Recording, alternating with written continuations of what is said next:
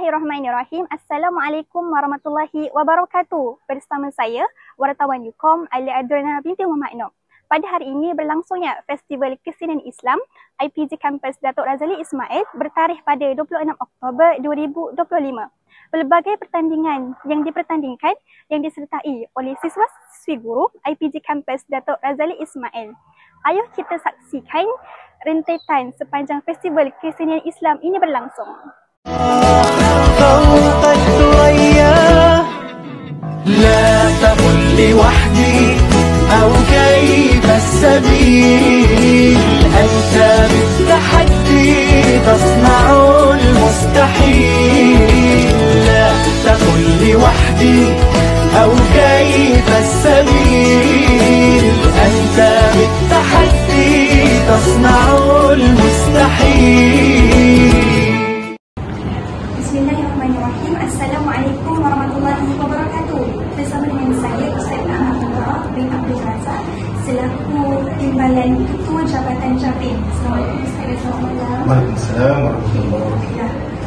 Bersempena dengan soalan pertama, apakah perasaan Ustaz dan juga harapan Ustaz bersempena dengan Festival Kesenian Islam yang dianjurkan oleh IPG Kampus Datuk Razali Ismail? Alhamdulillah, saya amat bersyukur atas kelancaran FKI Festival Kesenian Islam 2025 yang diadakan pada malam ini, pada hari ini sebenarnya. Alhamdulillah berjalan lancar semuanya dan mencapai sasaran untuk tahun ini, dan insyaAllah di tahun depan dikhabarkan akan dijalankan dengan lebih besar lagi lah, insyaAllah. Dan kita mengharapkan di tahun depan lebih banyak penyertaan, lebih ramai para pelajar dapat menyertai acara-acara yang dipertandingkan, insyaAllah. Terima kasih untuk Yukom atas segala sumbangan yang diberikan. Jazakumullah. Terima kasih banyak-banyak. Maka dengan itu berakhirlah pertemuan kita pada malam ini. Sekian daripada saya, Wabillahi Hidayah. Assalamualaikum warahmatullahi wabarakatuh.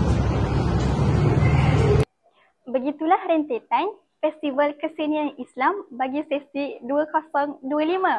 Diharapkan siswa-siswi guru kampus Datuk Razali Ismail dapat menerapkan serta mempraktikkan ajaran Islam di dalam kehidupan seharian. Itu sahaja daripada saya. Wabillahi taufiq wal hidayah. Wassalamualaikum warahmatullahi wabarakatuh dan salam sejahtera.